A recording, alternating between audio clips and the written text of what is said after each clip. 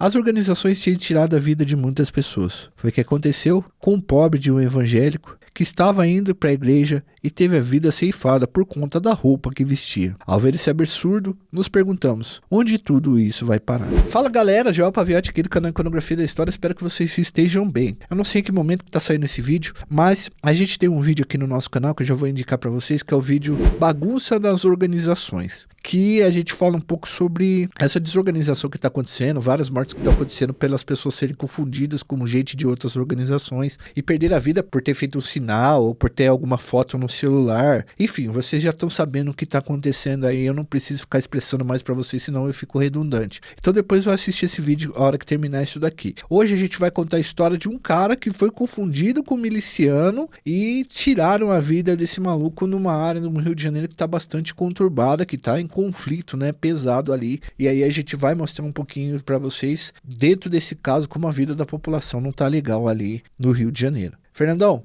por favor, roda a vinheta. Vamos lá.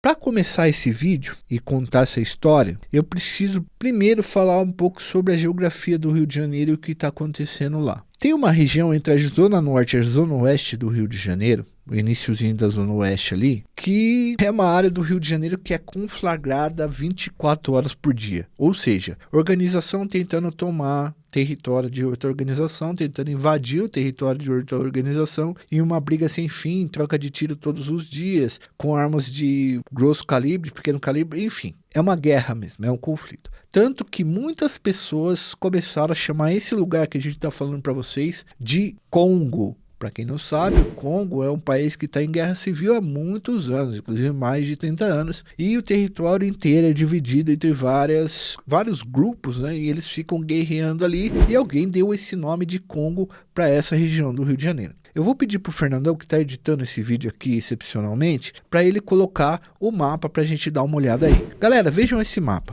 Ali na parte de cima a gente tem o Ser Vermelho, que é dono de uma parte ali. A gente tem uma floresta ali no meio, uma mata no meio. E aí a gente tem o TCP na parte de baixo dessa região. Então essa região aí é extremamente conflagrada. A gente vai um pouco mais perto de Padre Miguel ali, onde a gente tem a ADA, que é uma organização que diminuiu bastante e por ter sido diminuída, ela tem mais nessa região aí. Aí na parte de cima ali, você tem o 5M, que a gente chama de milícia do montanha, como as pessoas dizem aí. Do outro lado, ali do lado dos verdes, a gente tem o CL, que seria a milícia do Zinho, que foi preso agora. Ali na parte de baixo também a gente tem uma outra milícia ali no canto direito de baixo. E lá embaixo também a gente tem outros verdinhos, que são organizações. A gente tem alguns territórios neutros, que geralmente são territórios que moram muito policial, que tem alguma presídio, ou que tem batalhões, que é muito difícil de você tomar aquele território ali. As outras partes dessa região são geralmente partes que não tem comunidade, então é mais asfalto ali, e aí tem um policiamento mais ostensivo, tem toda uma segurança maior para essa região. A gente está falando da região mais para cima ali, que é a região de Catiri.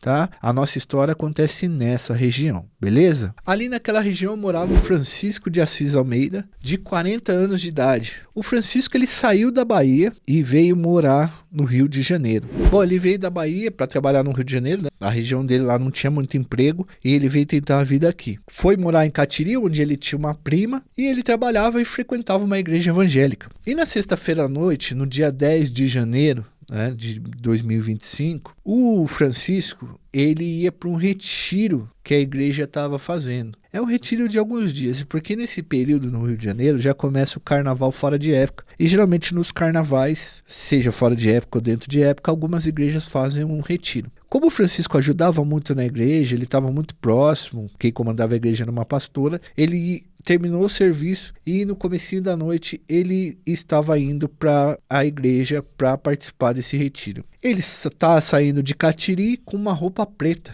De repente, um carro passa perto dele e os caras dão vários disparos e tiram a vida do Francisco. Sem saber direito o que aconteceu, a prima vai lá socorrer, depois vai reconhecer o corpo dele lá no Instituto Médico Legal, e aí começam a chegar as notícias porque ele teriam tirado a vida dele através de uma investigação policial. Ao que consta no inquérito, que a gente teve acesso através dos jornais, tiraram a vida do Francisco porque confundiram o Francisco com miliciano. Geralmente, no Rio de Janeiro, tradicionalmente, os milicianos eles se vestem de preto. Catiri é uma região que é dominada por milicianos há muito tempo. Saída de Catiri, o homem vestido de preto, idade de 40 anos, confundiram eles como membro da milícia e dispararam nele e tiraram a vida dele. Algumas pessoas disseram que o Ser Vermelho proibiu em sua região pessoas vestidas de preto. Então o Francisco acabou perdendo a vida. A morte dele trouxe uma comoção e uma mobilização e foi mais uma das mortes que estão relacionadas a esse lance de confusão de sinais e símbolos que as organizações têm feito lá no Rio de Janeiro. O que nós conseguimos encontrar no jornal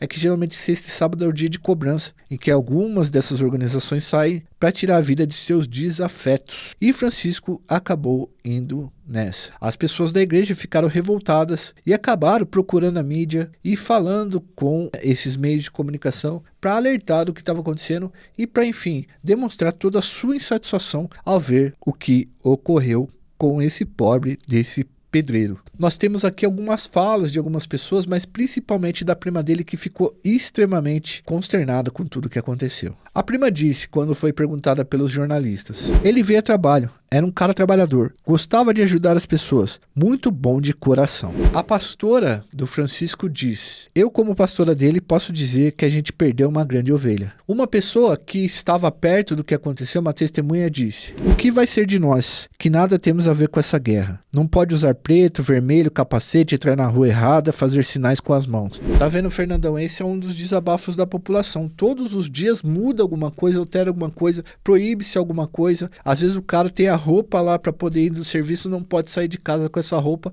porque ela foi proibida do dia para noite. Então já tem uma insatisfação da população em cima disso. A prima do Francisco também disse na delegacia o seguinte, abre aspas: eu acho que eu vou ser a primeira pessoa dando entrevista. Eu não vou pedir justiça, porque não tem. Não tem. Ninguém respeita a gente. Ninguém respeita trabalhador. Sai atirando, sai mandando. Fecha aspas. Então, essa acaba sendo a triste história de um homem que veio trabalhar no Rio de Janeiro para buscar uma oportunidade melhor de vida e acabou tendo a vida ceifada no meio de uma confusão que tem acontecido nos últimos anos. Eu espero que o Francisco esteja num lugar bom e o Estado, o governo do Rio de Janeiro, parece que não está tomando conta do que precisava tomar, porque esse tipo de vitimização é uma coisa absurda. O trabalhador não ter o sossego para ir, para voltar e, cara, para ir no retiro da igreja, tá ligado? Ficar algum tempo na presença de Jesus, de Deus. Na verdade, ele acabou indo para ficar para sempre ali do lado do Senhor. Lamento muito. Quando eu fiquei sabendo dessa notícia, me deu uma coisa muito ruim em saber que compatriotas meus, pessoas humildes e trabalhadoras, têm passado por uma situação dessa. É uma vida, né? E uma vida ceifada por conta dessa loucura que está acontecendo.